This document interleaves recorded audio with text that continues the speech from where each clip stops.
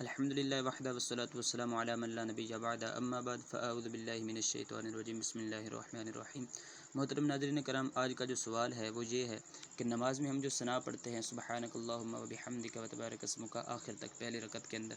آیا کہ یہ ثنا پڑھنا یہ کسی حدیث مبارکہ سے ثابت ہے یا نہیں، نبی پاک علیہ الصلوۃ والسلام نے اس کو پڑھا ہے یا نہیں، یا یہ جو الفاظ ہیں یہ کسی روایت کے اندر حدیث پاک کے اندر موجود ہیں یا نہیں، تو یہ سوال ہے۔ تو آئیے اس کا جواب جو ہے وہ جانتے ہیں۔ تو یہ بات یاد رکھیے کہ حالت نماز کے اندر پہلی رکعت کے اندر جو ہے وہ ثنا پڑھنا یہ نبی پاک علیہ الصلوۃ والسلام کی سنت ہے، نبی علیہ الصلوۃ والسلام سے ثابت ہے، اور باقاعدہ طور پر اس کے جو کلمات ہیں، اس کے جو الفاظ ہیں وہ بھی نبی پاک علیہ الصلوۃ والسلام سے ثابت ہیں، اور مختلف روایتوں کے ساتھ اور مختلف احادیث مبارکہ کے اندر اس کا ذکر وہ موجود ہے، جیسا کہ یہ حدیث مبارکہ ہے جامع ترمذی شریف کے اندر بھی موجود ہے، اور سنن ابن ماجہ شریف جو ہے اس کے اندر بھی یہ موجود ہے۔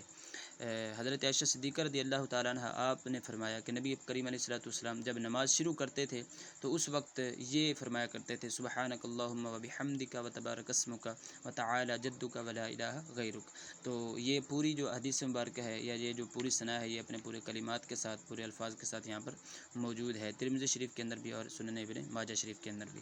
اور اسی طرح سے دوسری حدیث مبارکہ جس کے راوی حضرت ابو سعید خدری رضی اللہ تعالیٰ عنہ ہیں، آپ نے فرمایا کہ نبی پاک علیہ الصلوۃ والسلام جب نماز شروع فرماتے تھے تو اس طرح سے پڑھتے تھے، یعنی یہ تکبیر تحریمہ کہنے کے بعد اس طرح سے پڑھا کرتے تھے سبحانک اللہم و بحمدک و تبارک اسمک و تعالی جدک و لا الہ غیرک۔ تو اس کے اندر بھی حوالہ جات موجود ہیں۔ تو ان حدیث مبارکہ کے دلائل سے اور ان حدیث مبارکہ کی روشنی سے یہ ثابت ہوا کہ نماز کی حالت میں جو ہے وہ پہلی رکعت کے اندر جو ہم ثنا پڑھتے ہیں سبحانک اللہم آخر تک، یہ پڑھنا نبی پاک علیہ الصلوۃ والسلام سے ثابت بھی ہے، اور باقاعدہ طور پر اس کے جو کلمات ہیں، اس کے جو الفاظ ہیں وہ بھی نبی پاک علیہ الصلوۃ والسلام سے ثابت ہیں۔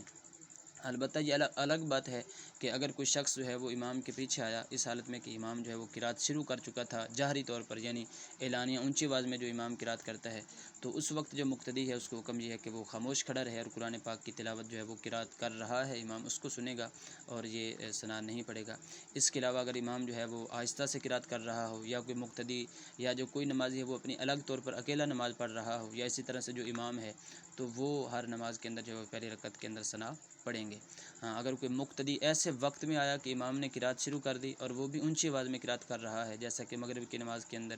فجر کی نماز کے اندر، عشاء کی نماز کے اندر، یا جمعۃ المبارک کی نماز کے اندر، یا اسی طرح سے عیدین کی نماز کے اندر جہاں پر مطلب بلند آواز کے ساتھ قرات کی جاتی ہے، تو اب مقتدی کے لیے حکم یہ ہے کہ وہ اس کے پیچھے ثنا نہ پڑھے، بلکہ یہ کہ وہ خاموش کھڑا رہے اور قرآن پاک کی جو قرات ہے اس کو سنے۔ واللہ ورسولہ اعلم بالصواب عز وجل وصلی اللہ تعالی علیہ وآلہ وسلم۔ اگر آپ کو یہ ہماری ویڈیوز اچھی لگتی ہیں تو آپ ہمارا چینل سیکھنے کی باتیں اس کو ضرور سبسکرائب کیا کریں، اور ثواب کی نیت سے، علم دین پھیلانے کی نیت سے دوسرے لوگوں تک بھی ان کو شیئر کر دیا کریں۔